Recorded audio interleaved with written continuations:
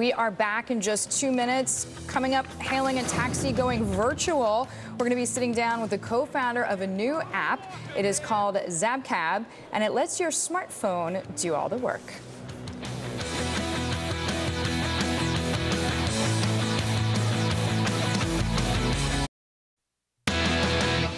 It may seem that New York City is overflowing with its famous yellow taxis, but getting one, especially at certain times, requires a loud whistle, a flailing arm, and a lot of luck.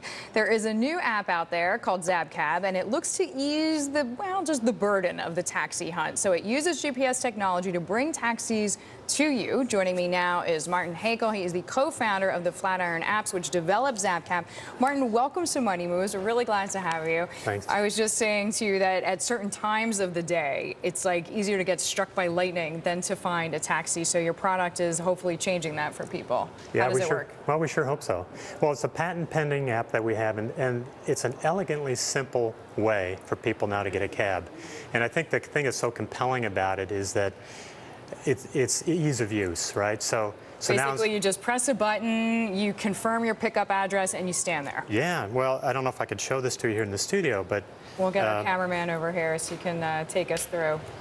Yeah, so all you do is you pull up your app on your phone. There's ZabKab, and now you have a button with a hailing icon. Sure. And so it shows you where you're standing, right here. Yeah. And you just hit the button. Now it's hailing, and that's you hailing.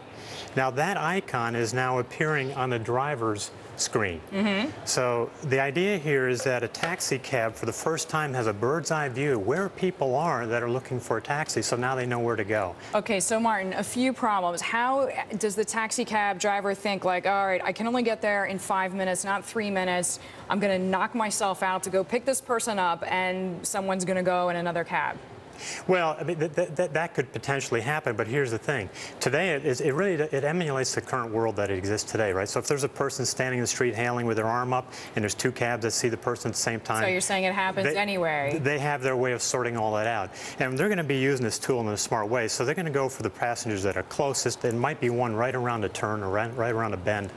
Or half a block away. Now, have you installed something in a lot of cabs? Because how do they know where people need cabs? Well, that's the great thing about this, which I think will make adoption quite easy and happen quickly, is that we're using what people already have today. We don't have any infrastructure we're putting in taxi cabs.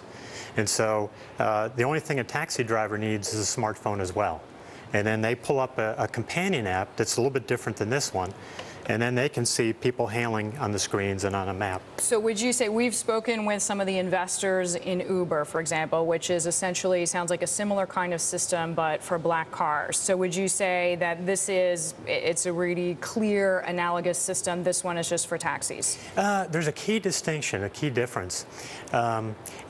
What we have done is we've created this app. We work in the city, we know the environment, and by law, yellow taxi cabs can only pick up hailing customers. There can't be any kind of prearrangement like there can be with black cars. So the difference is that what we do is send out a virtual hail. This is real time, you're saying? Yeah.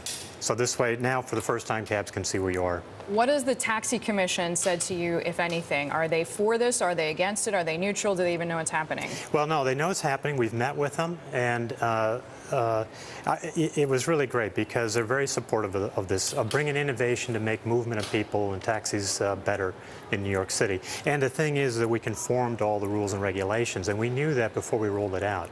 And that's why today we're the only app that does this in the city. Now, you're in New York right now. Do you have aspirations to build this in other cities? Oh, yeah, absolutely. I mean, today the platform is already ready globally. So if we went to Seoul, Korea today, I could be a driver, you could be a passenger, we'll work perfectly fine. The only thing we need to do is go to all these markets around the world and raise awareness and market it. So how do you make money then, Martin? Who is paying you for what? Well, all passengers are free, and that will continue. And the driver pays a subscription. So they pay anywhere from about $10 to $15 a month to subscribe to the service. And we priced it that way because cab drivers' average fare in New York City is about $13, a little bit over $13. So you figure it's one fare that they have to kind of eat for 1 month. In 1 month. And we're hoping they're going to pick up 2 or 3 fares a day. Do you need, I heard you say you're not trying to install crazy infrastructure in the taxis. In fact, it's just on their phones as well. But does your company, to build this kind of system, need a cash infusion? Well, sure. We've self-funded ourselves, invested substantially, and the good thing is, as you know, we only just rolled out a few weeks ago, 3 weeks ago, so we're new, but we already have angel investors and some VCs coming to us. But yeah, probably the biggest expense is going to be marketing. Okay. It's going to get word out in all these cities and have a rollout. Well, I think word of mouth is also going to take it far. That's true. We hope it'll go viral. Martin, thank you very much. Martin Heikel joining us there, the co-founder of Flatiron Apps, which in fact developed ZabKab. We are back in just 2 minutes with more on Money Moves. That was awesome.